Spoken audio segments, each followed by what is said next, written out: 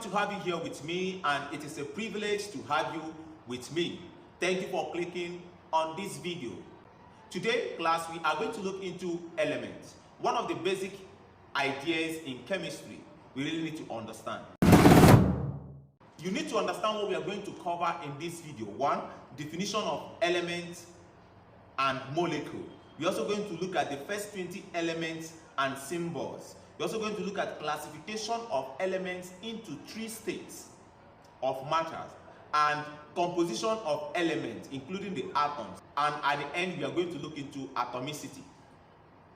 Let's start with definition of elements and molecule. But for me to do this, I need you to understand that matter is anything that has mass and can take a space.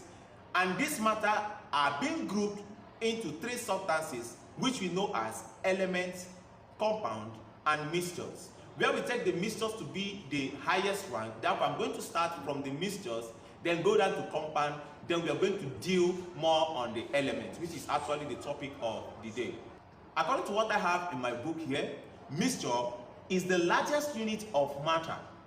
It is a combination of compounds and compounds, compounds and elements, elements and elements, physically combined.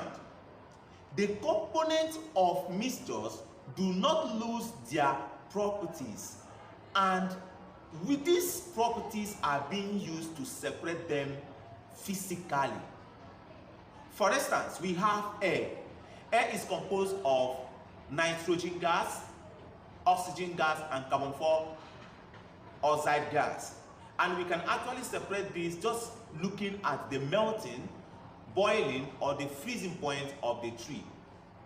Examples of other mixtures apart from air include petroleum, brass, bronze, our feces, urine, coal, and many more. Let's look at compound. According to my book here, I said here, compound is the second to the bigger unit of matter.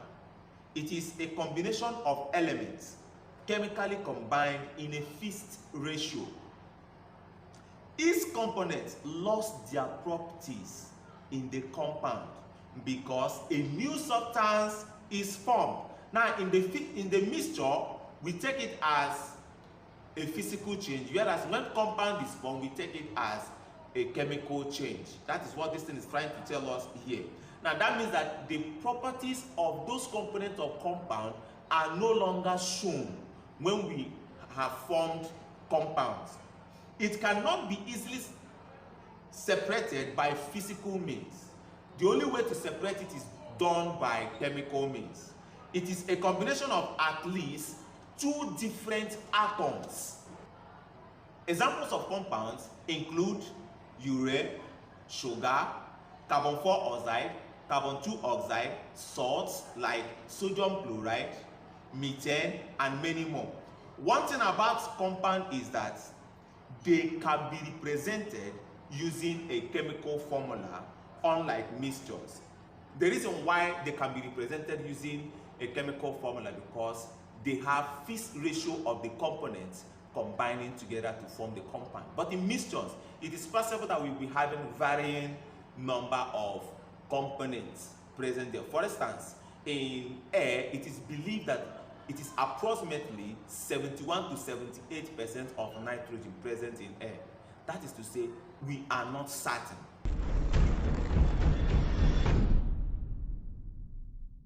Elements, which is actually the main purpose of this video.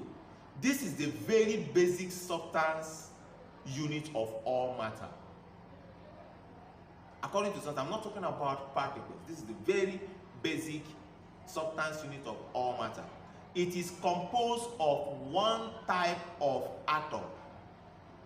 An element is a pure substance that cannot be broken further to simpler substances by any ordinary chemical means.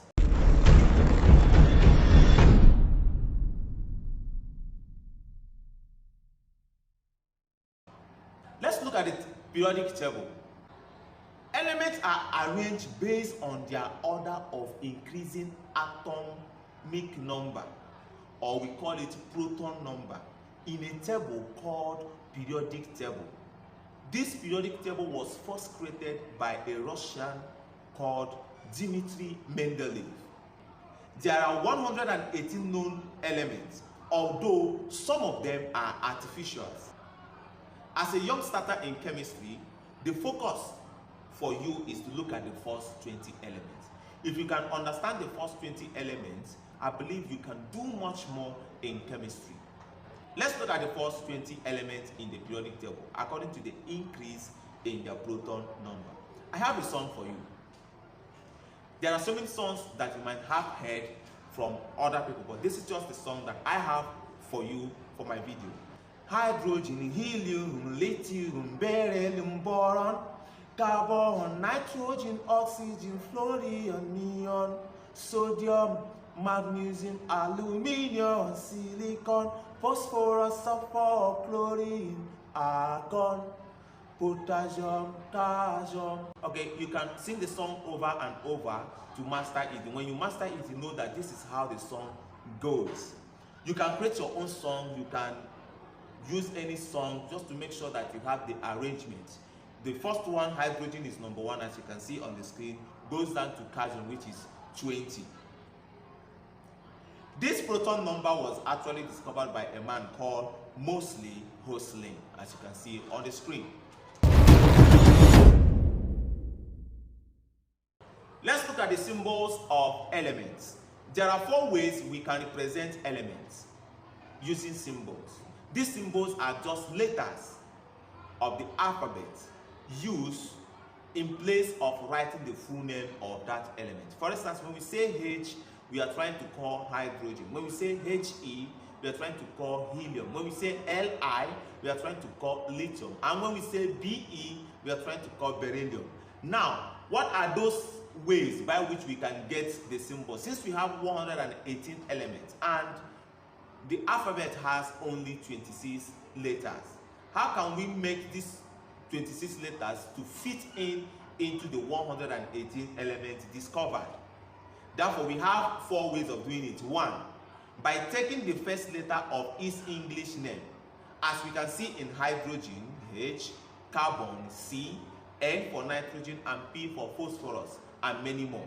2, by taking the first 2 letters of its English name. As we can see in helium, nickel, calcium, aluminium, and many more. We can still do that by taking the first letter and any other letter of its English name. As we can see in chlorine, cesium, manganese, magnesium, and so on. The last part is taking the letters from their Latin name, like sodium from natrium for sodium, Na, K, kalium for potassium, Hg, hydrogenium for mercury, and we can still have more than that.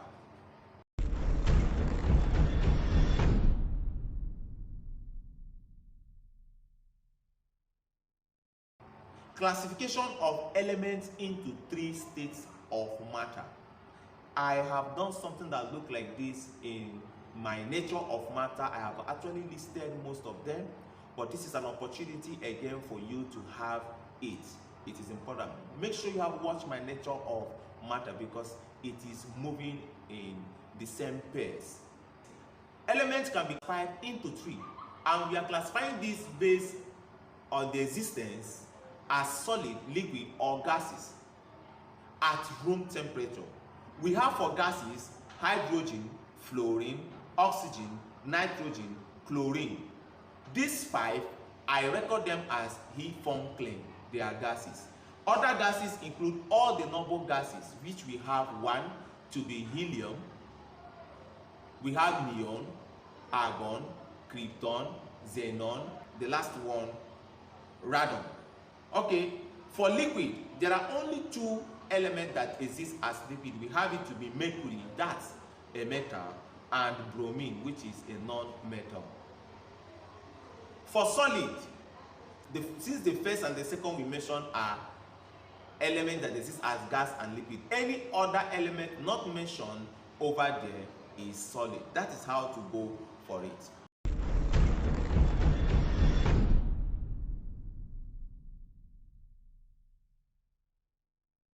Composition of elements. Elements are substances made up of a single type of atom. That means that it is only one type of atom that make up what we call elements. But when we have different types of atoms, it means that we are talking about compound or mixture. But if the different type of atoms are chemically combined, we call it compound. But if it is physically combined, we call it mixture. I know you may be asking a question, what do we mean by atom? An atom is a tiny particle of an element which can take part in a chemical reaction. It is the basic unit of any element. I need you to know that not all atoms can exist alone. Some atoms cannot exist alone. Now, because of this, those atoms that cannot exist alone, they combine with one another to form what we call molecule. Now, let's look at the definition of this molecule. Molecule is the basic unit of a substance that can exist alone and still retain the chemical properties of the substance. All molecules can exist alone, but not all atoms can exist alone. This is just the simple differences between atom and molecule. We will still come back to this atom in the next video that has to do with atom. According to what I have in my book, I said here, all atoms cannot exist alone. Some exist in pairs, triple or more. The number of atoms that make up a molecule of a substance is what we call atomicity. That is to say, atomicity is the number of atoms per molecule of that substance. We have something like monoatomic, we have diatomic, we have triatomic, and we have polyatomic. When we say monoatomic, we are talking about only one atom made up that element or substance. Yeah, that means that that atom can exist alone. The atoms that I know that can exist alone include sodium, potassium, carbon, helium, argon, and many more. Diatomic means atoms that cannot exist as a single atom, rather by two atoms. It can be of the same atom, an element, or different atoms, a compound.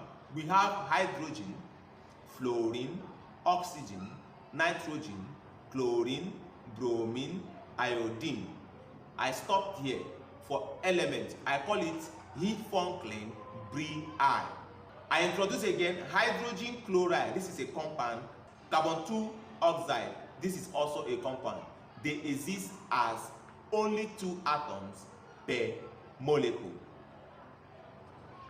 Triatomic molecules. We have they have three atoms present in them. We have ozone, sulfur 4 oxide, nitrogen 4 oxide, and many more. Polyatomic, here it is more than 3 atoms present per molecule. We can have something like phosphorus, sulfur, thiazonitrate, 5 acids. We even have something like hydrogen peroxide.